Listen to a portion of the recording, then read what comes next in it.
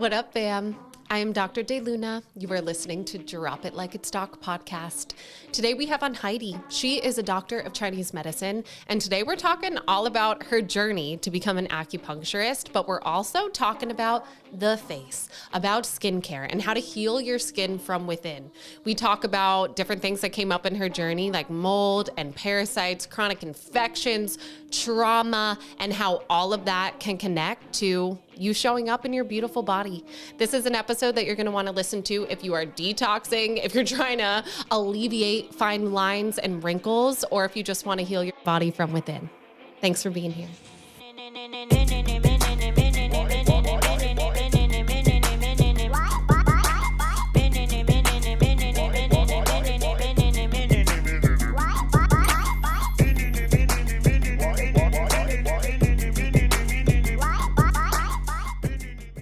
Hi, Heidi.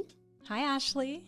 It is surreal that you're here just because I've wanted to connect with you for years at this point, and what a perfect place for us to connect. Yeah, totally. I'm so happy to be here and honored that you invited me to be on your show. So thank you. You're welcome. And to be honest, I wanted you on the show, but also a lot of my listeners requested you to be on this show. Wow. Not just you, but also just the knowledge base that you have is something that's in demand. So I'm so excited to learn about you in this way, but also just to give my listeners what they're looking for. All right, let's do this. Yes. So I don't know if you've watched a full episode, but I always start with letting you know why I have you on and just giving you a solid love bomb.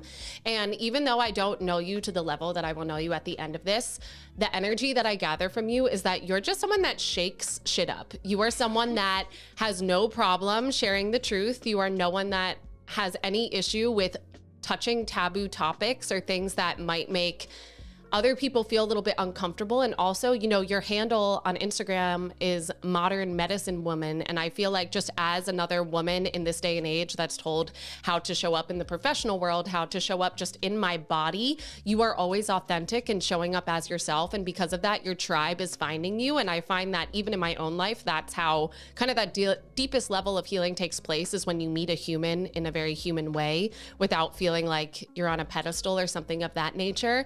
You've also helped a lot of people in my life heal. You've helped a lot of people in my life feel heard and feel seen through things like mold illness and, you know, neurotoxicity and things that, again, you know, not a lot of people even will tap into or talk about. So I just admire the way that you show up to life and the way that you are your unique self all the time. So thank you for being willing to share that unique, authentic self with me. Wow, thank you so much. I had no idea that there were so many people you knew that had come to see me. So that's amazing. Yes. And, you know, we kind of met through the grapevine in that I had a friend that you were living with in a home. And I remember even when I went to that space for the first time, you had this wall of herbs. It was this incredible wall of herbs. And I remember walking in and being like, whose are these? And they're like, Heidi's. And I'm like, I must meet her. And so from one herb lover to another, just grateful that we have so many things in common, I think. We're about to find out. Oh, yeah. Yes. So my girl, because I know nothing about you, everyone has their story as to how they end up in this healing vortex. So I would love if you could share a little bit about your journey. Yeah. So I grew up in Hawaii. My parents were scuba divers. They always told me that I was going to take over the family business and be a scuba diver as well. So I'm like a mermaid, right? Yes. So, but I always knew that I was different, that wasn't what I was going to do. And I felt this sensitivity of energy, especially with animals though. That's where I really noticed the sensitivity to energy. And I thought growing up I was going to be a vet. But then in high school, I got really sick. I had mono and strep throat. I took antibiotics and I got sick for about a month. I was in bed. I missed a lot of school. I think I'm on record for missing the most days of school in high school for my high school. And now you're a doctor. Exactly. So my grandmother had actually reversed her heart disease. She had had heart issues, had a mitral valve replacement, and she went to acupuncture. She had this dark purple scar down her chest. She couldn't dress herself after the surgery. And she went and got acupuncture. They surrounded the scar and it turned clear white. The purple went away and she could dress herself again. So as I was growing up, she told me this story. But I was terrified of needles. I really didn't like getting shots when I was a kid. So I didn't really feel attracted to going into acupuncture just yet. But I love Chinese herbs. My mom gave me Chinese herbs growing up. So my grandmother had also done the macrobiotic diet and the vegan diet to reverse her heart disease. So this is something she did for 6 years after the surgery, and she had a healthier blood flow afterwards. She had atherosclerosis. So when I was 18, she gave me this box of books, and it was like Dr. John McDougall, Andrew Weil, Michio Kuchi, and there was just all these different books on diet and reversing disease. And it just got me interested where maybe this is what I want to do. Maybe it's in nutrition. This is definitely part of health. So I was doing a lot of self-study while I was going to community college. And I kept thinking, okay, I'm going to be a registered dietitian. But then as I got into that, I'm like, it's just, I'm not feeling the number crunching. That doesn't feel like something I really want to do as far as adding up macronutrients and micronutrients and things like that. I think that's important, but that's not all about nutrition. So then I ended up getting really sick with the flu, and I got this handout from a naturopathic doctor. And that's when I started thinking, I'm going to become a naturopathic doctor. I'm going to go to Washington. I'm going to go to Bastyr. That's what I'm going to do. So I ended up becoming a farmer and growing my own food for 2.5 years. And I kept thinking, okay, I'm going to keep going to community college and become a naturopathic doctor someday. Well, I ended up moving back to San Diego, and I was in this place in my life where I was just really like, I had all this trauma that I hadn't dealt with. I was drinking to kind of cover it up. And I was just like so angry inside. And I decided to try acupuncture. It was like $30 for this community acupuncture. And I was like, oh, okay, I think I'm ready to try that. I went into acupuncture, and it was like the best feeling I'd ever had. Where I left, I was in PB actually, just right down the street. And I was like riding my bike, and I was like, oh my gosh, I've never felt this good in my entire life. Wow. And so I was like, maybe I'm going to look into massage school. I go to the massage school. I see the herb room at PCOM. And I'm like, oh my God, I have to know everything about this. What is this? They're like, oh, come get an acupuncture session. So I go get this free acupuncture session. And this woman was so powerful. She was an intern, but like, she just had this presence. And I just told her my entire story. She listened to me. She said it back to me. And I was in tears like, whoa, I had never dealt with any of this. This is the kind of healing practitioner I want to be. And I signed up for PCOM, and I was in 2 months later. And it has been an amazing journey. I just went completely like all in when I went to acupuncture school. And I was like, I'm going to just completely dedicate the next 4 or 5 years to putting everything I can into this. I studied herbs constantly. It was like I had them like in my bathroom, like stickies and little things and points, and I just fell in love with the medicine. And as I was like really studying it, I was like, this actually seems like a second nature. Like I really understood it. And having the farming background, and turns out in a past life, there was some Chinese heritage there. So we can talk a little bit more about that if you ever want to know about that. Always. I want to know everything. Wow. Yeah. That is special. I love that it started with your sweet grandma. That's beautiful. Yeah. And, a lot of her story are things that are going to come up in this conversation, hopefully, just about how, acupuncture has changed my life. And I think that people assume because I'm a naturopath that I only stick to my naturopathic tools, but I find that there is a place for healing in so many different ways. Like there's so many ways that you can approach healing in the body. And for me, acupuncture has been a game changer for the mental, emotional aspect and just moving energy in my body. And that feeling that you mentioned, when you were biking around PB being like, I've never felt this good. That high that you get from acupuncture is something that is hard to get to on your own. Honestly, I mean, you can with meditation and plant medicine and whatnot, but having your nervous system just drop into that acutrance, as Nalu called it on a previous episode, is just amazing. But I also love that you were bringing up how this helped her heal from surgery and how it helped her heal her scar and watching that change, because that's something that you can, the energetics behind acupuncture, it's something that you can feel. But I found that, consciousness wise, some people don't feel subtle things. You felt subtle things. You would feel it with animals. So for you, that probably was second nature. But a lot of people, I think, don't necessarily always feel that right away. However, visually watching something change on your body, that's undeniable. And how fucking powerful. Wow. Yeah. And turns out everyone in my family, like my parents and my grandparents, all of them had gone and gotten acupuncture at some point before I was born. Yeah. So they all had stories about acupuncture and how it had helped them. It's just like a natural, this feels right. I know it works. Yes. Yes. And then when you give yourself permission to say, oh, this works, I find that you probably have found this similarly. Then the universe will show up for you, right? If there's resistance and you're like, I don't think it's going to work, it's not going to work. And that's why people are like, it's a placebo. I'm like, it's not a fucking placebo. You're in resonance, so then it shifts. It's definitely not a placebo. Yeah, that is not a placebo. You can't change colors of a scar, and that's not a mental thing there. Wow, so incredibly cool.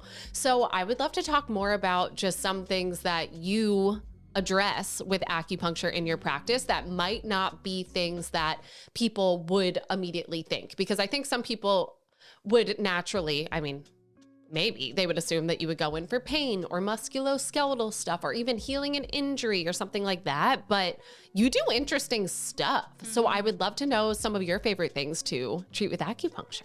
Oh my gosh. Well, you mentioned the vision loss before we got started, and vision loss is really fun to treat because my grandmother was also blind, and I would take her into the clinic when I was a student so they could treat her.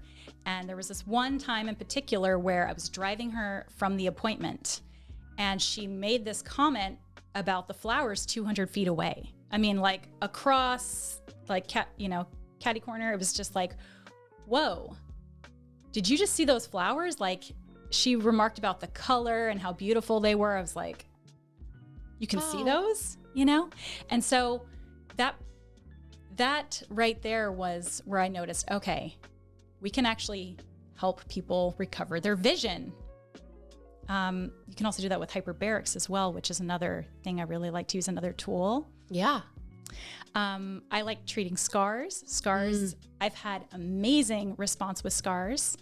I had a patient who went in for a cosmetic procedure on his face, completely botched surgery. He got 5 different bacteria during the surgery.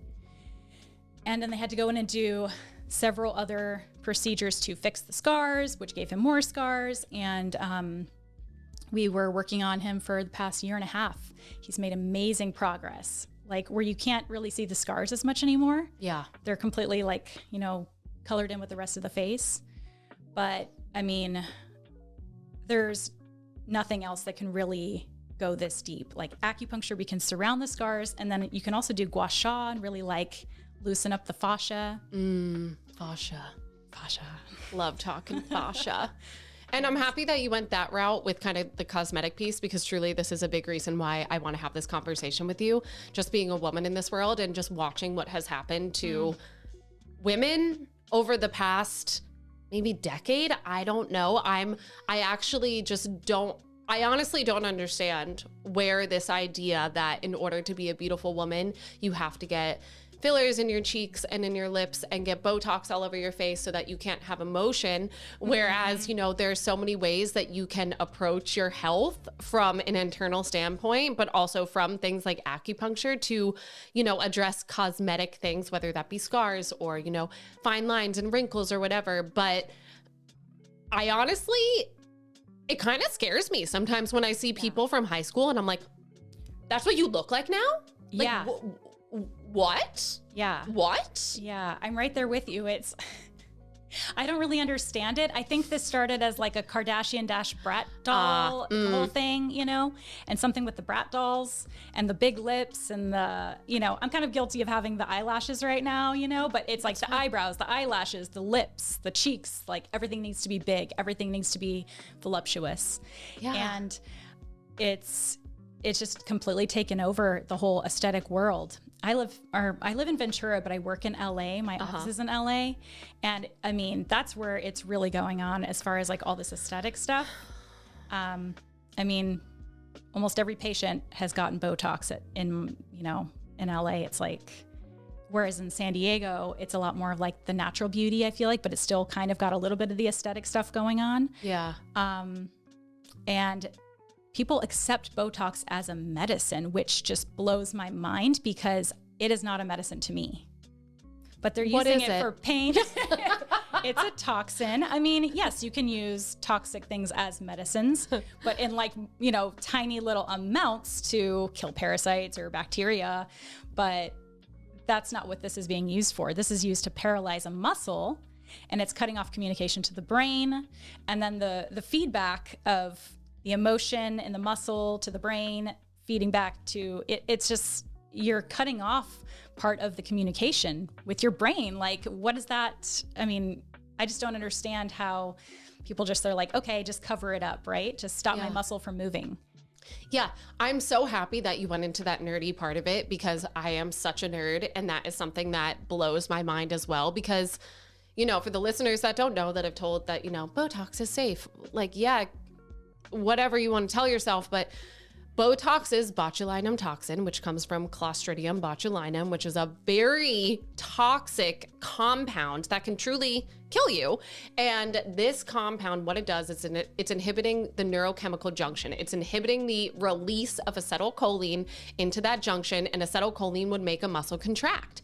And that's how my face is fucking moving right now. That's how I have wrinkles on my forehead. It's because, the muscles are contracting. And if you then tell that muscle to turn off, I have a background in neurology, and I love the brain. I love the nervous system, and our brain stem is what is controlling the muscles of the face. And that is always giving feedback to the mind, because little do people recognize that we actually mimic each other's emotions and our facial expression so that we tell our brain how we're feeling or how you're feeling to kind of get that nonverbal communication. And when you paralyze the facial muscles, that is such a deep disconnect. And now it's hard for you to connect with people interpersonally, but it's also challenging for you to know how you feel because your face literally is not moving. And God forbid that you get these injections by someone who is not a medical doctor, who is not trained in anatomy, on blood flow, on where the nerves are. If that toxin is injected into the slightest wrong place, now you've paralyzed a different muscle. So I've seen things like ptosis, which is where one of the eyes starts to close from weakness in the muscle. There are things such as dysphagia and issues with swallowing based on all of these pharyngeal muscles that are not too far at all from where some people are injecting this incredibly potent toxin. So outside of me just being really sad for women as a whole, thinking that we have to put on all these poisons on our body, inject our body with poisons to make ourselves more beautiful so that we can be loved. Like, isn't that what it is, right? Outside of that, just fucking travesty for women. It just scares me also that people aren't educated on this, and then people are, getting it in like back alleys. And we didn't even talk about fillers yet. We're going to talk about fillers next, but I just needed to just let all that unravel. Apparently for myself, but hopefully for someone listening being like, what? I didn't know that's what it did. That's what it does. Yeah, I've seen some side effects from that too, with tinnitus and ear ringing, hearing loss, going into the lymphatic system around the ears. Scary. It's just don't even mess with it. Why not look to what your face is trying to tell you with your skin condition, your complexion, blood flow, the wrinkles. Why are there wrinkles? Some of the main things I see as far as like underlying conditions with the face, people eating too much sugar, alcohol. It's like alcohol is so bad for the collagen. Sugar, so bad for the collagen. Like, it is just going to degrade it, and it's going to age you so much quicker. Trauma, holding back your emotions, as well as like too many emotional things as well, right? That goes back to trauma. So the face, I'm a face reader. And perfect. Yes, I love reading people's faces. I can't actually turn it off. Read my face. You're allowed to. I don't care. You can say anything on here. Well, I'll confirm anything. Okay, so the forehead lines are life. Here. The ones going this way. Okay. Are life lessons. Oh, I have so many lessons. So there's lessons you've learned, and then the ones that are broken are ones that you're still learning. Oh. Yeah, and then once they're learned, they'll go all the way through. But the ones that are going across are like really hard life lessons. Now there's like when you raise your forehead, I see a few, but when you just have your face rested, I just see one, maybe two, but maybe two really hard life lessons you had to learn. I've had a few of those. Yeah. I'm surprised there's not like 15. Yeah. If that's what they are, like, damn, this life hasn't been easy for me, but it's okay. We're rolling through it. We're rolling through. Me too, sis. Yeah. Huh. What other typical patterns do you see on the face? Because I literally, if you can't tell from my face, this is exciting me so much learning this information. So even if it's not mine, I mean, you're welcome to, but what other patterns do you typically see when you do this face reading? Okay, so some of the common things I see in clinic, melasma and dark spots on the face. This is connected to the liver. So liver and blood. So liver needs a detox. Blood needs to move. Blood's stuck. Why did it get stuck in the first place, right? Maybe it's menstrual stuff to look at. Maybe it's stuff from birth or emotional stuff. Typically, you see a lot of like holding with the emotions and not wanting to express them. That will affect the liver long term. So it's like the liver cheese not moving, it gets stuck, and you can see a lot of like, symptoms with the face and the skin and the complexion. Blood deficiency, so like anemia, not making enough blood, not enough nutrition. Now, looking at this is another common thing we're seeing is like eating disorders, especially in teenage years or even into 20s and sometimes even 30s. Yeah, where it's similar. They're showing up similarly to somebody who lived in a third world country because they're not getting the nutrition that they need. Yeah. Wow. And so this is reflected in the skin, into the body. Yeah. So sometimes with my patients, I mention that like, this is no different. You didn't get what you needed nutritionally as a child. Mm-hmm. This is going to affect your skin. And if they still have that issue, then we need to work through that so you're getting the nutrition that you need. Yes. And that is something that I'm so happy that you spoke to, because I think that people assume that living in this country, you can't be nutrient deficient. Everyone's obese, right? Or like overweight or whatever it is. And the food in this country, I mean, you have a background in farming, so do I. The food in this country, the soil in this country is so depleted that our food does not have even close to the nutritional content of what our grandparents ate or what our grandparents or our great grandparents ate. So just at baseline, we are already needing to work harder to meet our nutritional needs. But then also I work with so many babes that are grossly protein deficient, that are scared of protein, that are scared of fat. And you said the word collagen. Collagen is the most abundant protein in the body. If you are protein deficient, your body is going to start to break down your muscle. It's going to start to steal amino acids from digestive enzymes, from things that, your body will deem as not necessarily vital for survival. So of course you're going to see shifts in your complexion, in your face, in its structure. And, it could just truly be as simple as doing some foundational things for your health and watching everything shift. And I mean, something that you didn't mention that I'm sure is something you see all the time is just dehydration. Yeah. And how many people don't drink water. And I love that you brought up the melasma, because I get a lot of people reaching out to me about that because, people don't like what that looks like. And I have seen a lot of the times that can show up from birth control, long-term birth control, which I love that you connected it to the liver, because I don't have the knowledge that you have. I don't have the window into the body that you have, just knowing TCM and just that window in. So I always love when those dots connect, because birth control is a fucking bomb for your liver. And if that is something that your body is continuously having to filter out, of course, things will show up on the skin. And people always assume that it's going to be acne, and it could be something like changes in pigmentation as well. Mm-hmm. Yes. Yeah. Another thing, because you mentioned collagen again. Yes. Parasites feed on collagen. Yum, yum, yum, yum, yum. Yep. What's your history with parasites? Tell me. Oh my gosh. Well, My little sea creature, tell me. I'm a visionary. Cool. I can see things. Ooh, Yeah. what do you see? Oh gosh. You know, I'm just kidding. I'm just kidding. I have shit out so many fucking parasites. I hope that you're not like, there's another one. We don't know, but please continue. So each time I've done ayahuasca, I've done it 5 times. Uh-huh. I have seen parasites as part of my visionary quest. It's been very interesting. And I kind of want to learn more about ayahuasca in that respect too. What does it do with the parasites? I think it might kill them. I think it does. I Yeah. mean, the shit you pass on ayahuasca, like, Right. holy moly. Yeah, exactly. Yeah, I think it must kill them. Yeah, I think so too.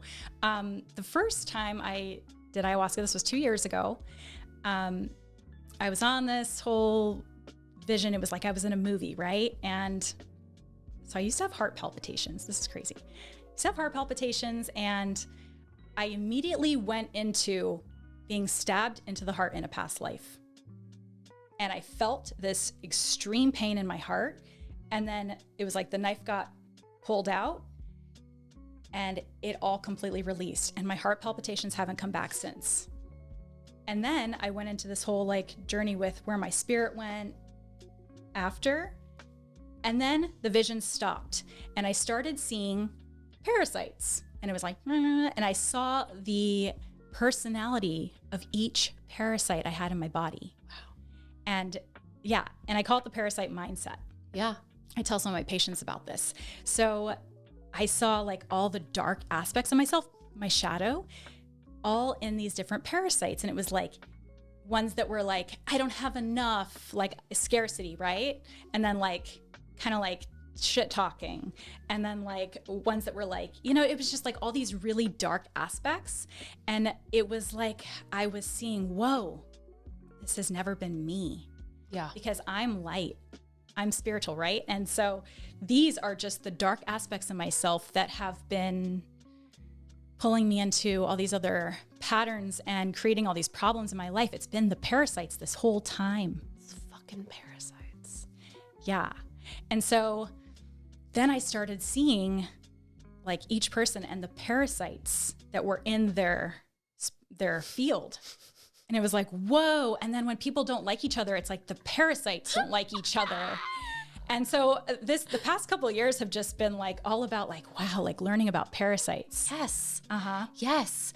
And I don't know if this is something that came up in your past, but it came up in mine. When I discovered that I had parasites, I didn't know that I was living in a mold house. So for me, the parasites and the mold were both like darkness friends that were keeping one another just in control of my energy. And it felt like a dark cloud. It really did. And it is, you know, it's a lot of darkness. And this is something that I don't know if I've actually shared on the podcast, but this is backed up by research, but it's also something that I feel in my body, but that I've also felt in my patients' bodies, and that parasites and mold, like you said, they are dark, but truly they are dark, and they want to slowly kill you. They want to keep you alive enough so that they can live, but they want to kill you in a lot of ways. So they can make you so incredibly self-destructive and make you self-harm, whether it's even just the way that you talk to yourself, the way that you feed yourself, the way that you want to die. And I, again, all parts of my story I am proud of, because I wouldn't be able to be here and be able to share this. And I have never been more suicidal in my life than when I was living in my moldy house and before I detoxed out my parasites. And now it's not something that I touch anymore. It's just, I don't go there. And I think it's truly because energetically I've released them, physically I've released them, but people need to recognize that these things, they're impacting your motivation. They're going into your brain. They are triggering so many different things. And then even to connect this to what you said about the lymph earlier, like they can impact our ability to detox out all other toxins. So now we're just this big toxic soup of darkness. Now we have dark circles under our eyes, our face is puffy, and then we go get filler. Right. Yeah. Cover it all up. Cover up the darkness with learn how to paint your face like a model so no one knows. And pour me a drink. Yeah, and pour me a bevy. Yeah. So that wormhole is something that I'm happy that you touched upon, because it's something that you experienced and you felt and you saw, but it's so incredibly prevalent. Oh, yeah. Yeah, you have to vibrate out the parasites.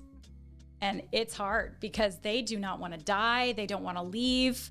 I mean, you're kicking out roommates who live there for free. Yeah. They get free food, place to live. Like, no, they're going to stay as long as they can. The first time I parasite cleansed, I'll never forget. And I was living in my moldy house at this time. I didn't know I was living in a moldy house. I just was really excited to shit out a worm. And I was sitting on the couch and I had just taken my herbs for the day. And I got this horrible feeling, like this doom feeling, like the world was about to end feeling. I felt sick, felt like I was going to throw up. I got hot and I just felt truly like the walls were closing in on me then. I was like, oh God, I think I have to poop. Go poop. Shit out a snake. After I've never felt better. Yeah. You know, but it does. It feels like they're like gripping for their last second, being like, please, no, I want to stay. And it was a wild feeling. Have you felt that before? Oh, yeah. Yeah. I did it's the solstice right now. Yes, it is. But for the summer solstice, I did a 3-day meditation. So it was silent in the mornings and then, we got to talk between meditations in the afternoons. And I made this pau d'arco tea in the afternoon of the last day. And I remember sitting in the meditation. It was like, gosh, we must have been like 27 hours into meditation at this point. Mm-hmm. And I drank this pau d'arco tea on the last part of it. And I just feel like my mind is at war with itself. Like it is like, cannot let go. And it's a marathon with this meditation. And it's like, it's just holding. And I feel like my body's at war. And then all of a sudden, I just feel this like, it just completely let go. And then I leave the retreat, use the bathroom, pass a worm, like a big one. I was in shock, like, whoa, that thing was dying. That was going on in my mind. It was like a war, And so, I mean, there's been other moments of that, but that was like a big one for me where I was like, whoa, that's what that was. Yeah. Mm-hmm. Yeah. And even going back to, connecting this all to skin and our physical appearance, you're speaking to sugar earlier and how that is so inflammatory, how it breaks down collagen, how it makes you puffy, it's just inflammation. You could see it, you could read it on someone's face. Like it's quite clear if you could tell what someone did the night before to their body in the morning, just inflammatory wise. And after I've killed my parasites, this is actually something that I was chatting with my girlfriends about last night. I just don't crave sugar anymore. Yeah. I used to need it. Mm-hmm. It was a need. I literally baked cookies every night for a year. They would be healthy cookies. They'd be like gluten-free, like happy sugar cookies, but I needed them every night. And now, like a day or two before my period, of course I want to eat a cake and that's fine. I let myself eat the cake always. Like I deserve everything, but it used to be such a deep longing that felt outside of me. And it's because it was the fucking creatures trying to get me to feed them every night. And I did. Yeah. Well, it's also like the memories associated with the food. So it's like, for my patients, I always dive in with like, okay, why do you crave the pizza? Why do you crave the ice cream? Like, what's the memory that you're recalling when you eat that food? Like, go to that. And it's like, oh, actually, my dad used to take me out for pizza on Friday nights. And that was the thing we did. Or like, oh yeah, ice cream was the reward I got after I did this. Or, it's like people have these emotional connections to food. So they're using that, but also the parasites are like, get it to me now, you want this. Yeah, you want this. You want this so bad. I remember I was doing a candida cleanse. This was 4 or 5 years ago or something. And I was detoxing from the mold. I just moved out of that church that I was living in. And I thought I'd gotten rid of all the sugar in the house. And this is probably like day 2 or 3 of the cleanse. And I sleepwalked to the kitchen and was looking for sugar. And like, as I was about to put it in my mouth, I was like, oh my gosh, what am I doing? Like, the parasite was like taking over. I was like on autopilot and I was like trying to put sugar in my mouth. Wow. Like I was literally trying to make like cookies out of almond butter and like something else. Like, how do I make this, Yeah. Wow. That's actually interesting to me because I don't know if I've ever thought about that. Do you see a lot of patients who sleepwalk? And do you see that has any association with parasites? Well, I think that it can. I know because I've experienced it with myself. Yeah. Like, I don't normally sleepwalk, but yes, when I am detoxing from sugar, oh yeah, there is no other craving like it because it is more addictive than cocaine. It is, yeah. And so your body will do things to not go without it. Candida, oh my gosh, Candida does not want to die either. No. Fungal infection, it wants sugar.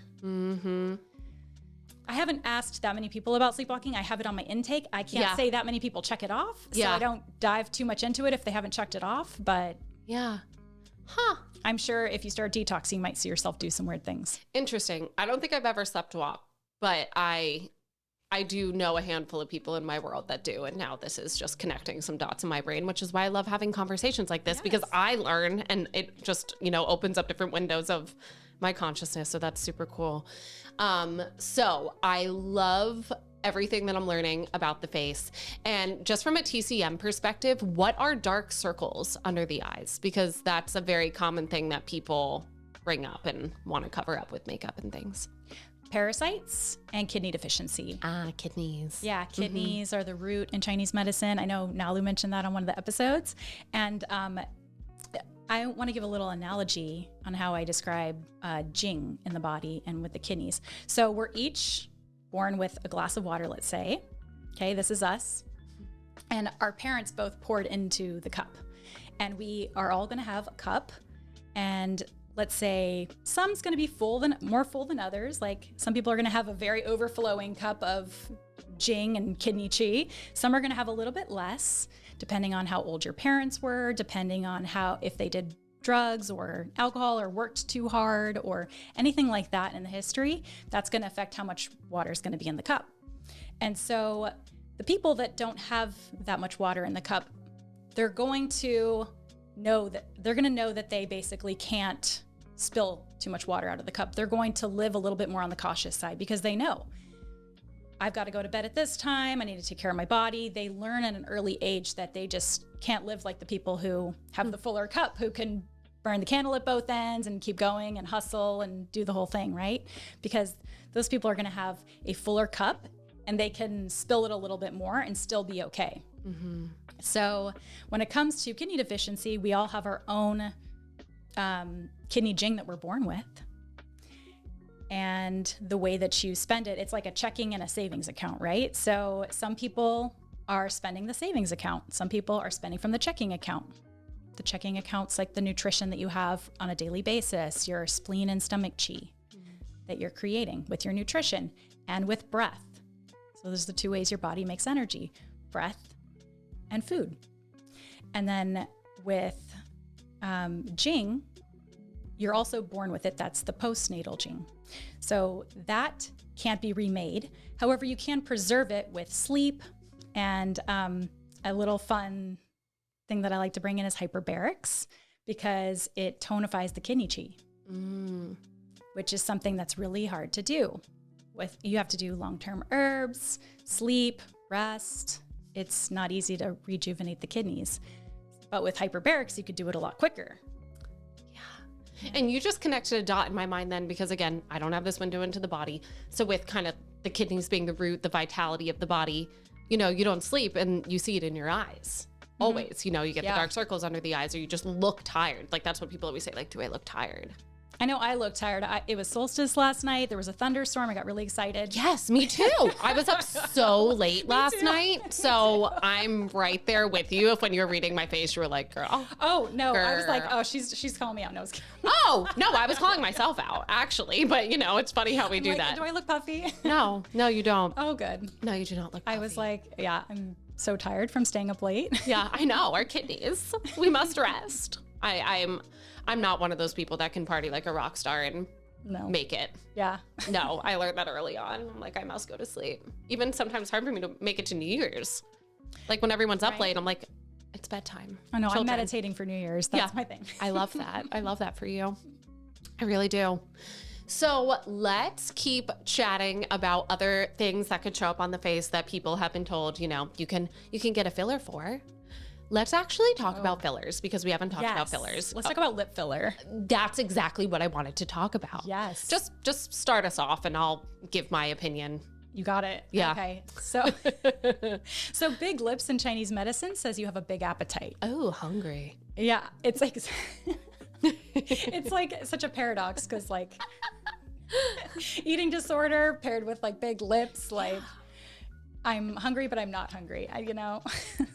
Wow. I didn't know that. What do my lips say in Chinese medicine? Because my bottom lip is way bigger than my upper lip. Yeah, you've got some earth energy. So the earth. Fascinating. Yes. Yeah. Do you have any earth in your I'm zodiac a fire chart? monster. You have all fire?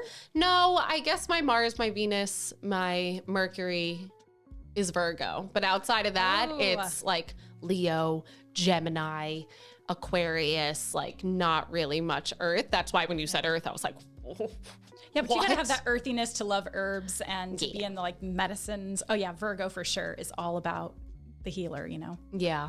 Yeah, I have a Virgo moon, so I see it. Oh, okay. Gotcha. That's fun that you could even read lips. Oh yeah. Yeah. Well, so you have earth energy. Yeah. Beautiful. I'll take it. Yeah, so you have an appetite. Yes, I do. Yeah. Very strong metabolism over here. Not someone that can skip meals. Not good for me. Maybe a little like stomach heat. Do your lips ever get dry? They have this winter. Yes. Yes. I've been seeing a lot of dry lips lately, actually. Yeah. I mean, right before this, what did I say? I'm like, I have to go put something on my lips because they're dry. That's what I said. Yeah. Yeah. So that would be like the stomach chi doesn't have enough fluids or there's some heat in the stomach. Yeah. That would reflect as dry lips usually. Gotcha. Or lungs can also be with that. And, just there's so many things that can plague the lungs. It can be mold like we talked about, or it could be just like toxins in the air. Yeah. I mean, I'm getting over something too, which I'm sure my listeners think that my voice sounds super sexy. That's what my mom told me when I called her this morning. She's like, you sound sexy. Thank you. So yeah, it adds up. It adds up. Have you seen, and I've never had filler. I will never get it. I have no desire to. Still not even sure what's in the filler. I was actually doing some research this morning just because people can buy fillers online. Oh, and gosh. they do buy fillers That's online. scary. And it's not sterile. And what you find in it is like hair gel, essentially. Like it's not anything that should be injected into the body. And I think that both of us, just with our backgrounds and the patient population that we treat, I see a lot of autoimmunity. I see a lot of just immune activation in a way that is then targeting the body, or that it's just causing inflammation and a myriad of symptoms that conventional medicine goes like, oh, we don't know what to do with you. You can take steroids if you want to control the inflammation. And then for me, I'm always saying, what is in the body that the body doesn't want? And I see a lot of individuals that have breast implants. And I think a lot of people have heard of breast implant illness. And that is something that is more so widely known and understood. But what about these chemicals and these constituents that should not be injected into the body, that our immune system does not know what it is, and then it targets it, and then it attacks it, and then you get these inflammatory symptoms, and then all of that is drained into your lymph. So now your whole body is trying to detox out this toxic soup, and then it could reactivate things like Lyme. It could reactivate things like mono. It could just make you feel so ill. And then also there's this phenomena where, again, never had lip filler. I don't know if this is a thing, but I feel like once you get it, it almost like stretches out your lips. So then after they get saggy. Oh, wow. And it changes your whole face. I don't know. I'm, like I said, I mean, I'm not in LA. I'm not in that world, but it's sad to me. And I will share a story that I have a patient who, this is why she came to me. She came to me because she had gotten injections, and I don't think it was Botox. Restylane? Am I making this up? Is that a word? Yeah, Restylane, yeah. Okay, I think that's what she got. And I'm not even sure what that is, honestly. I'm like really making myself sound uneducated, but I am uneducated in this world. This is not something that I've ever wanted to learn about. And she had injections on her forehead. She had 9 of them, 3 in 3 lines. She had filler on her forehead? I don't know what the fuck it was. I still don't know. Oh, wow. I think it might have been. Oh, to fill in the lines. Yeah. Okay, usually they do the Botox just to make the face stop moving. You would think that, right? But I'm sure they could put filler to just cover up the lines as well. They're doing it all over the face. They're doing it around the eyes. Yeah. They're doing it like here. Yeah. And that's what she had. And let me just say that it didn't work.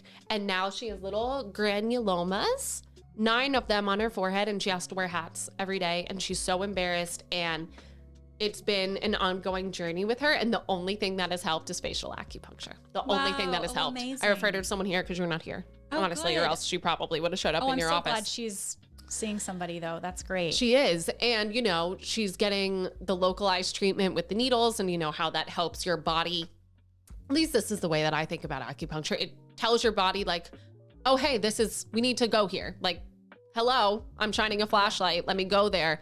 But also it's just helping her clear lymphatically all that shit. Yeah. Wow. Yeah. That's I know. unfortunate that it's just like stuck there. But it's a stuck really there. thin area. I mean, I wouldn't put anything there. It's like, why would you want to inject something into the forehead? That's the thinnest part of the face as far as like, you know? Like, Well, it's better than having wrinkles, Heidi. Okay. Look at my forehead. Who would want this? I love your wrinkles. Thank you. I love my forehead. I'm kidding. I'm Actually, totally fucking kidding. Yeah. It's kind of hard because I love like actually looking at wrinkles, and Yeah. I love like the story that they tell in the face, and I love asymmetry. I think asymmetry in the face is so sexy. So when people ask me to fix it, I'm like, do I have to? Yeah. Like, ain't nothing sexier than one eye bigger than the other. Like, Ooh, meow. And how refreshing probably for some of your patients to hear that, because again, like, who told us that we're not supposed to age? Who told us that we're supposed to not have a wrinkle, or that Right. your body should not evolve over time to tell a story of your life? right. But it's like we're trying to wash that away and pretend like, oh, I've never experienced anything. I'm perfect. Right. Yeah. Right. I do a lot of facial sculpting too, like to finish up. And it's really just like a facial massage that goes into, it's like deep tissue work, which also brings up a lot of trauma. Usually that's like just the breakthrough point, you know, because Yeah. all the things that we don't say, the things we hold back, memories, all get stored in here. And so doing the jaw massage, it's like, sometimes I actually have the vision of what is hiding in there. Wow. Yeah, I can actually like I'm clearing it out as I'm doing the work, you know? And it's one of the most powerful things to get trauma out of the body, because this also mirrors the hips. The hips holds a lot for us as well. But just a little facial sculpting goes a long way for women or men too, but just like as far as like aesthetics, because really what's happening is just the muscles are lax, and they just need to be reminded of what they do, which is just get tightened a little bit. And once you're toned, it's just, you look refreshed. Yes. And also, how often do people massage their face? I mean, never, Unless for the they most get a part. facial and the esthetician does it. But Yeah. But then also just from this lymphatic perspective, you know, the lymph that's in our face, it's also reflective of the lymph that's draining from our brain and the things in our nervous system. So the thought that that is just so stagnant and then can show up on the face. I mean, I'll never forget my first facial. I was so tender behind my ears. And that's a huge lymphatic drainage point. And now, I mean, I could rub this and nothing happens. And it's something that I actively do and take care of my face now. And, you know, I never thought anything of it. But that's something that I want to bring up too, because I've actually had individuals go to get facials or to get facial acupuncture, and then they might get sick, or, you know, their like mono might come back or something. And to me, they're like, they see it as a bad thing, but for me, it's a good thing, because that was stuck. That was sitting in the lymph. Your immune system couldn't see it. And now the immune system is targeting it and having that immune response to clear it and to shift it and to move it out of the body. But also just how much shit we just store in our muscles and our tissues and the lymph and the fascia and all of it. Oh, totally. A common thing I see as a side effect sometimes is like a breakout after facial acupuncture. And it's like the lymph has just all these little balls sitting in the, you know, under the chin here and in the jaw. And then it's like you massage it out, and then suddenly sometimes just a couple pimples pop up. And it's like they quickly want to go look at like, well, what was that in there? Do I have an allergic reaction to something? And it's like your lymph was so stuck, like you had so much hiding in there. Yeah. And it's got to come out, and you need to drink water and detox, and like you've got to keep it moving. Yeah. You know, otherwise it's just going to come out through the skin. Yeah. And I mean, I kind of started this conversation with this, but the the shit that is in beauty products should be illegal. Oh, yeah. So that is just also stored in the lymphatic system. And then you get something like a lymph massage, or, you know, I would love for you to also talk about some of the other tools you use, because you mentioned the word gua sha, and I don't know if everyone knows what that is. But it helps you to shift that and to clear it. And that's why these hands-on treatments work so well. And it's because it's actually working on the root of what is going on beneath the surface of your skin. Right.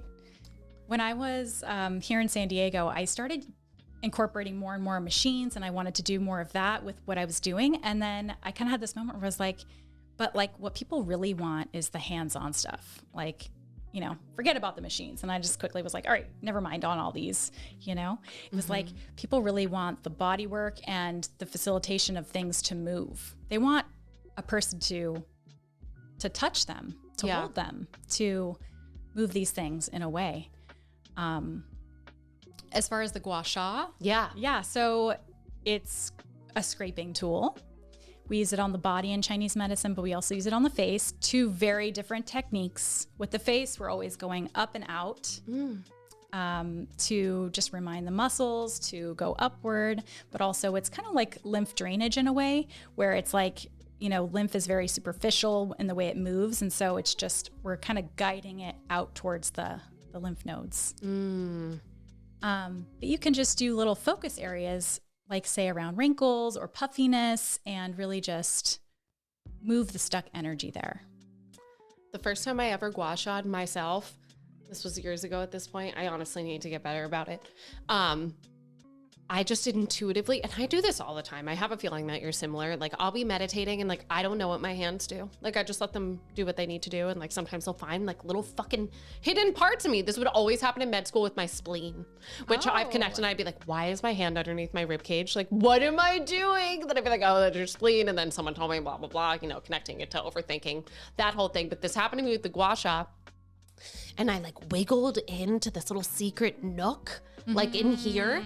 And I felt my sinuses open in a way that they have never opened before. It truly, I can breathe differently now just from opening up these little fascial adhesions. And my listeners know how much I love fascia, but fascia is what is scaffolding your entire body together. If you take all the muscles out of someone, all the bones, and if you just held their fascia, you would see everything. And people don't realize that scar tissue or any injury, or even just repetitive ways of holding yourself, or emotions and just trauma, it can sit in the fascia and create a restriction so that now energy can't flow, blood can't flow. Of course, that's going to impact your face and your complexion and every single part of you. So I just wanted to touch on that little story, that something like a simple little scraping tool can completely transform how you fucking breathe. Oh, totally. Yeah. Oh gosh. It can stimulate the immune system too. Yeah. You know, the dermal layer has part of the immune system too in there. So by scraping, it's like, well, you don't want to go too hard on the face, obviously, like you would on the body, but you're stimulating the immune system to kick in also, but also blood circulation, the lymph to drain, so many things. Hydration, you're like telling the body, here, focus here, you know, come heal this. Yeah. Yeah. Cupping is another one of my favorite modalities. I love cupping. And you cup the face? Oh yeah. What? Of course. Oh my Cup gosh. the face. Facial cupping. Yes. I have a cupping machine, and I also have like handheld cups, but it's like, so this is how I describe fascia and cupping. So it's like having a rug in the middle of a hallway. And if the rug gets all bunched up, people are going to trip over it, right? So to get the rug flat again, we need to vacuum it. So that's what cupping is. It's a vacuum. So cool. Yeah. So we vacuum the rug to get it flat again, to get things moving, to break up the adhesions, the knots, the little like bunched up areas of the rug. So that's what cupping does. It helps move the adhesions and bring new blood flow, and it just cleans things out. It helps with clearing the interstitial space. The interstitial space is going to have like debris such as like old toxins, medications, injuries, lactic acid, all kinds of things floating around in there. And cupping helps stimulate the lymphatic system to get those things moved out. It also helps build new blood by stimulating heme oxygenase 1. I love how nerdy you get. I really do. Thank you. You're welcome. And it just makes me think of how much of what you're saying is just working on supporting the body's own ability to heal itself and to clean itself up.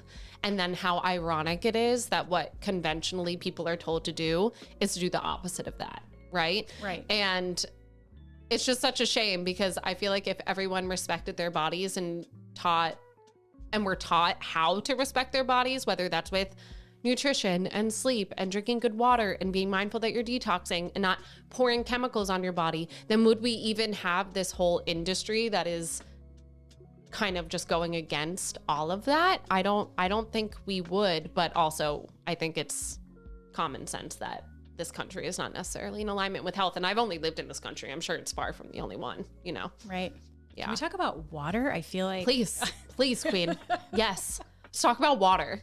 Because the more and more I learn about water, the more I'm learning distilled seems to be the best you can do, or of course spring water, but you also have to make sure you're getting the right minerals and that it's not contaminated and things like that. So yeah, I know. It's so sad that this fucking planet is just poisoned that we have to try so hard to not drink poison water. Right. We pretty much have to drink distilled water that has nothing in it. Yeah. To basically detox. And then if you distill your water and if you see what comes out of the water, it is horrifying. Yeah. I'm going to buy a water distiller, I think, this coming year. Yeah. Because that's what I'm learning is just like, I look at all these different articles and the more I dive into the water world, I'm like, whoa. Yeah. And we are water. Yeah. And especially if you're talking about anything aesthetics, like if you're drinking horrible water, I have to start there. That's actually my favorite thing with patients. When my first visit with them, it's all about the foundations of health. That's what I tell them. I'm like, I know you want fancy stuff, but I'm not going to throw anything fancy at you if we don't have the foundations in place because it's not going to stick. And always, if they're not drinking clean water, that is step one. Like, we have to get them clean water. And it's always my favorite on visit 2 being like, yeah, I didn't buy any of this or that, or I didn't switch this yet, but I got clean water and my skin is better and my sleep is better and my periods are better and I'm pooping every day. And all these things that people might have not associated with clean water, but then also it's framing it in a way that someone then wants to make that change because you have to see who's in front of you, right? Like if someone's coming to you and working on acne, explaining how this is going to clear up their acne. If someone's coming to me and talking about, detox, how this is going to help you detox. So it goes, any condition or concern that anyone is working on, you need clean water. I'm surprised by how many people I know who will buy so many supplements and do so many things for their health. And then you see the water that they're drinking and it's like Brita or like water out of the fridge. I'm like, how can you spend this much money on all these supplements and all these things and all these health treatments or whatever, or maybe not even, but you're just still drinking this water right out of the tap that just been filtered from like hard particulates. It's like not even filtered from fluoride or anything else. And even the refrigerator filters, I don't know if anyone's aware of this, but that tubing very easily can grow mold in it. So easily. So all plumbing has mold in it pretty much. I mean, it's wet. Yeah. Wet, dark. Perfect environment. Yeah. Perfect environment. We should talk about mold. Sure. Yeah. Sure, sis. I know we were talking about water, but I'm like, I just really want to get to the mold too. Tell me about the mold. What's your background with mold? Everyone on this knows my background with mold. Yeah. Yeah. Okay. So I had mold growing in my house. It was when I lived at the Mormon church. We'd rented it out, turned it into a healing sanctuary. I didn't know that was a Mormon church. It was the original. Yeah, when you said Mormon earlier church, I was like, what are you talking about? Oh yeah, it was the first Mormon church of San Diego. Oh wow. Yeah, before they built the temple. Oh. And they stopped making. It wasn't a church anymore as far as the 70s. Okay. And basically, it was owned by a Mormon family, and then they sold it to my landlord, and he was just renting it out to people who wanted to live there. So we took over it and did some fun things in there. I was there for 3 years, but it had a history of mold. And there was one particular time where I had someone come in that wanted to do a healing session in there, and he said something to me about it. He's like, it smells musty or moldy in here. And that was like the first time I'd ever heard that. And it was like, oh, like, can't believe he's saying that. This is like a healing space, you know? How dare he? Yeah. Yeah. And then I had one friend in school. She had been affected by mold, so she knew a lot about it. We were on a clinic shift together, and I was telling her something about a leak under the sink and I hadn't dealt with it. And she's like, oh, you really need to deal with that. It's very dangerous. Like mold can make you angry. It can do all these things she was telling me about. And I was like, oh my gosh, I've got to go home and take care of it. Went home. It was like green, fuzzy. There was like an animal living under there. It was fluffy. It was so bad. In the kitchen? Yes. Yeah, where we had our filtered water. Yeah, perfect. It was just dripping. Yeah, good. So, from the filtered water. yes. Yeah. Yep. Classic. Yeah. You know, just for like 3 months. Yep. Yeah. So I busted that cabinet up, threw it in the trash, got it out of there, fixed it. But a few months later, I was living with the friend you mentioned. Our landlord had decided to build a high rise on our parking lot. He decided to do construction there. He was going out of town and he had the plumber working on installing some pipes. Well, one of the pipes burst while he was getting on the plane to go to the Philippines. Perfect. For like 12 or 16 hours. He was not available. Great. So the pipe burst and the water went underneath our floorboards throughout this whole church. And there was just water damage underneath the original wooden floors. And in part of where there was like linoleum, it went underneath the linoleum where there was wood, and I couldn't see it, but I started getting sick and I knew I was getting really angry. I had done so much personal work, and I remember being in yoga and I was like, I have never felt so good in my life. Like I finally made it, you know? And then I came home and I lost my shit. I got so angry and I was like, this is weird. Like, I don't know what's going on with me. Like that was my first sign where I just completely like lost it with anger. Like I'm acting like a child, and I don't feel like I don't have control over my body, which is scary. Yeah. Turns out that, you know, he came back and it was too late. The water damage was extreme. There was bubbling through the walls in one of the bedrooms, in the pantry area, behind the mirrors, and it was pretty extreme. And for like 4 months, we tried to get him to fix it. During the exact same time, I was doing an internship for my doctorate degree at the Center for Health and Wellbeing, and I was following Dr. Humiston, who was the Candida and Mold Doctor of San Diego. I mean, he was well known for that. And so I was following him for my clinic hours, and in every single case, he's talking about toxic mold and the signs and symptoms that come up, and anger issues, and how you can feel foggy and not be able to think clearly. And he's just going over this each and every time with people, which was so ironic because Dr. Humiston used to drop his kids off at the Mormon church I lived at. That was where he would take his kids. He was Mormon. Yeah. And the Mormon family that lived there was where he would drop his kids off. So it was this weird connection where only like a mile away down the road, I was like following Dr. Humiston. He's telling me about this mold, and we have all these dots connecting. My friend was also seeing Dr. Humiston and decided to go off of benzodiazepines. He had been to 19 doctors in San Diego. They all said, you cannot go off of this medication. You've been on it for 20 years. You will die if you go off of it at this point. And he was so miserable. He really wanted to get off of the medication, but no one would take him because he was a high risk. Dr. Humiston took him. He had a special program called NeuroRecover, where you do IV therapy with amino acids. It regrows the neuroreceptors closer together so that when you try to take in the substance that was taking a lot to fire, they're closer together, and it becomes overwhelming. So you do it for about a month. Some it's like a couple weeks, and you can get off of medications safely. This was a special program he had that I got to. So I got to see my friend detox off of benzodiazepines. I was seeing him treating all these people with mold and with candida, and I was going through that myself. And that was my initiation into mold. And I felt like I was losing control. I had this home that I poured my heart and soul into. Yeah. That I loved so much. I mean, I had sacrificed a lot for that place. And so to let it go was a lot, but it was like, I value myself more. I need to heal. And so that was my introduction into mold.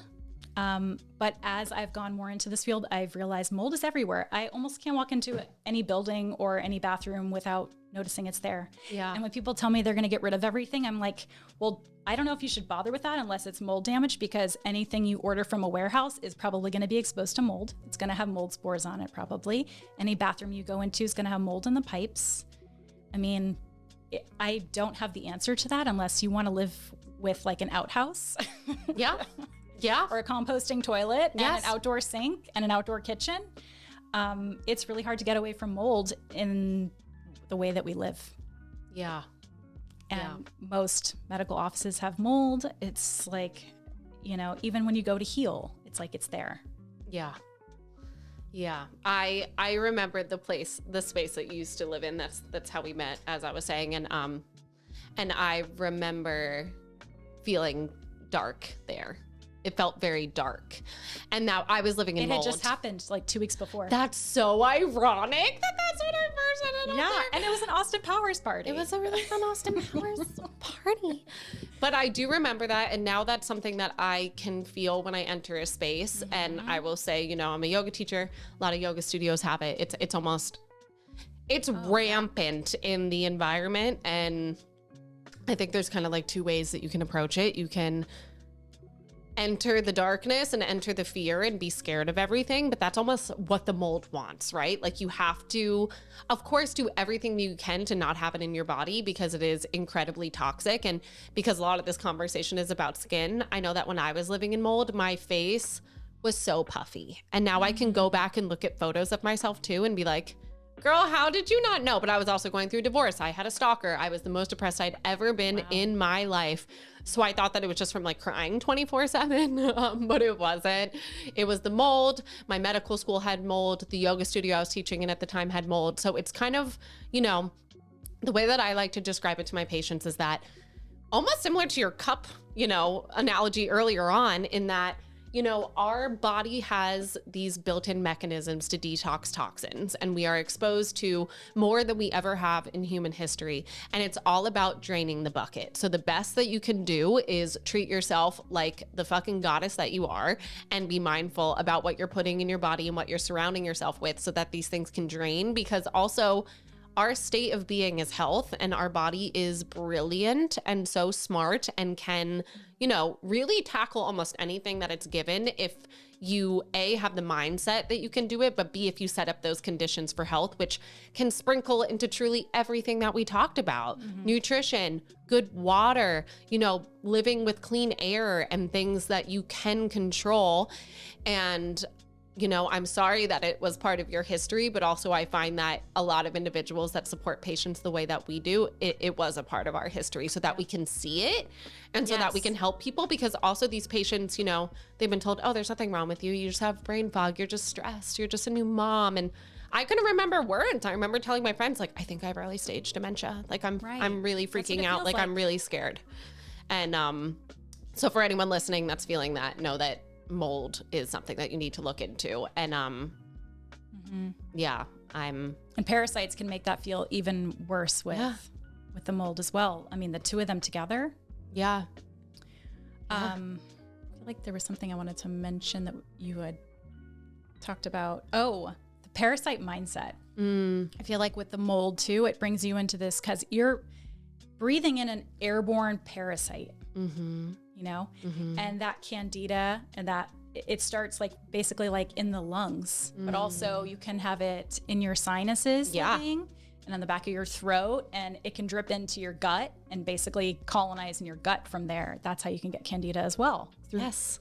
And so, but this relationship that's going on with the candida or the mold with your body is creating its own parasitic relationship that it's also happening. What's happening inside is happening on the outside. So like these parasitic relationships where narcissists or toxic people try to parasite on you, it's like you become a host. You're a host in here, and then you become a host out here. And so being aware that you see it happening on the outside first usually, and then you notice, okay, maybe there is something happening internally. And so for anybody listening, explore what could be happening internally with your body and the war that's going on, because that's going to be reflected outwards.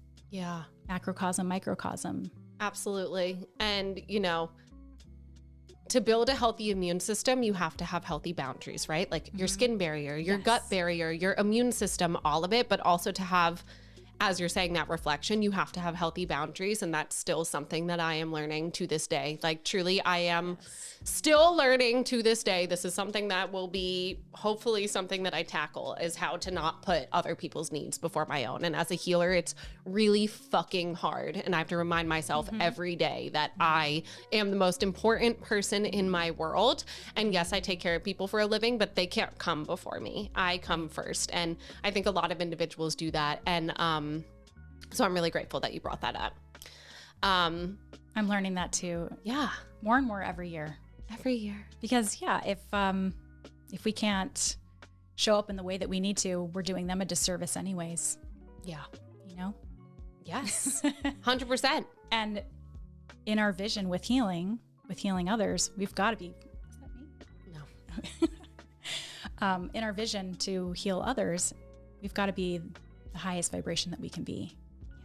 Yes. And also, share our stories like we are, so that other people can get those little flickers of, inspiration, but also resonance, being like, oh, that might be me. Maybe I'm living in mold. Maybe I have this showing up on my face because I'm dehydrated. Maybe it's because I haven't eaten protein in 5 years. Maybe it's because I'm anemic and I refuse to take iron. That was me when I was vegan.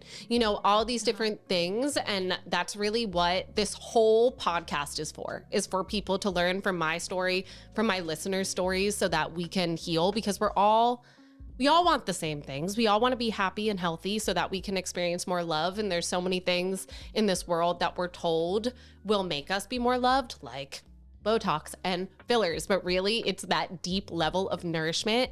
And I feel like that is something that the listeners today on this episode will walk away with. And just because we're kind of bringing it all together, what would you say some of your top tips for beautiful skin are? My top tip of all time is attention is your most precious resource. So use it wisely, because whatever you're going to focus on, make it intentional. Everything else, let it go. As far as another skincare tip, let's see. Rest, the most important. Sleep, babies. Yes. It really comes back to the basics. Yeah. Food and nutrition. Also dealing with your trauma, if I can say another thing, stop drinking alcohol if you're drinking alcohol. That's the most important thing I can say to people who, if they really care about the way they look, stop drinking alcohol. Thank you for saying that. Thank you. Oh, yeah. Because it's almost like a radical thing for you to not drink. I don't drink, and it's because it doesn't make me feel good. And everyone, when you say, if someone offers you a drink, I can't even tell you, if I'll be at a party, people should be like, just have a drink. Like, can I just get you a drink? Like, what about just like a shot? And I'm like, I don't fucking want to drink. Like, if that is, take me to the darkness. They're more uncomfortable than me, like in a social situation in which I am fine not drinking. It doesn't matter to me. But people that do drink, it's almost this thing that you have to fit in, or else they feel uncomfortable. And it's almost like people assume then that you have a problem if you are just choosing not to drink. So I'm so happy that you said that, because I also like to remind my viewers, my listeners, my patients, my friends, alcohol is poison. Yes. My patients that ask me, can I drink on this cleanse? Sure. If you want to take poison and then have your liver detox out the poison over what we're trying to have it do. But thank you for having that be just such like a root of beautiful skin, because there's a reason why alcoholics look the way that they do. Yes. Why you can read it on their face. I can see an alcoholic from a mile away, and it's A, because I was raised with one, but B, because it's so obvious what it looks like. So thank you. You could feel the passion for how I feel about that. So yeah, it took me a long time to get away from alcohol, and it was just so inviting. It was always just another thing, like, oh, just this one time. Oh, we'll get champagne, and like it's like always another enticing thing. And then alcohol just always leads to bad decisions, things you regret. You never really feel good the next day, and it's just it's expensive. you take on this like dark personality for the most part with alcohol in your life. And I don't understand why people still do it, but I know it's so readily available. It's everywhere. It's so commonly accepted. And, you know, part of my mission is to get people to convert to not drinking, because I really do think it is super toxic, and it's what's wrong with the world. I really believe that. Yeah. I hear you, sis. Yeah, it's keeping us sick. Agree. It's keeping us in a poor mindset. And just numb. I mean, how many people just drink to numb their emotions that then show up on their face? Right, right. Before I give you the stage, because we always end the episode with you sharing something that we haven't shared before, I just feel called to share that, you know, for healthy skin and for healthy collagen, you have to be eating protein. You need vitamin C. You need amino acid. You need minerals. So all of those things at a baseline, if you just incorporate those into your diet, not only are you going to be supporting every aspect of health, because those things are also critical for your immune system, but it will show up on your skin. So I just needed to share that there are lots of nutrients that can help this. And I don't know if there's anything there that I want to add to. Yes. Oh, I've been really into food combinations lately. Ooh. Yeah. And so with food combinations, you don't want to combine proteins and starches or carbohydrates in the same meal, actually. So eat your proteins first when your stomach acid is most available. So eat a high protein meal separately than a high starch meal, if possible, because when actually combined, they can be pretty toxic. Yeah. Which is something that doesn't get talked about in nutrition. And it's something I've really, really gotten passionate about recently, the more I'm diving into nutrition again. Yeah. But also, like, there's certain things you can combine that help with the absorption. And if you have any gut issues, look at food combining. Yeah. Thanks for sharing that. Yeah. Yes. Love it.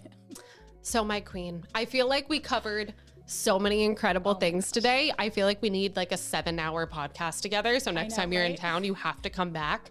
But now the stage is yours. Is there anything that you want to share as far as a love bomb to someone you love, or a truth bomb about something that you're just really passionate about, or a knowledge bomb that my listeners can receive from you today? Oh my gosh.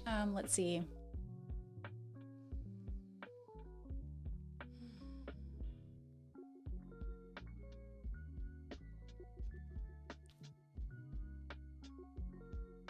Just know that you are beautiful. You are valuable. You are a treasure. You are the treasure that you have been seeking. I love you all. That was really cute and really sweet. I wasn't expecting that.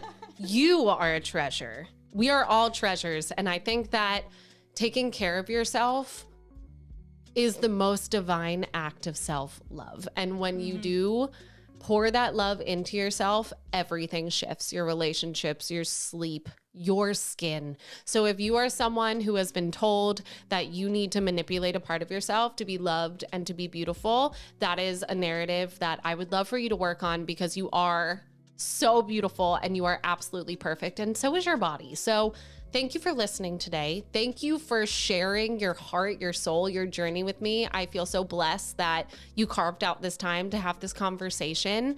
And I know that so many people are going to get a lot from this episode. So thank you so much just for Thanks for having being me. you. You're welcome, So love. honored to be here. Thank you. Of course. Beautiful. See you all soon. Bye. Bye. I love it when you kiss.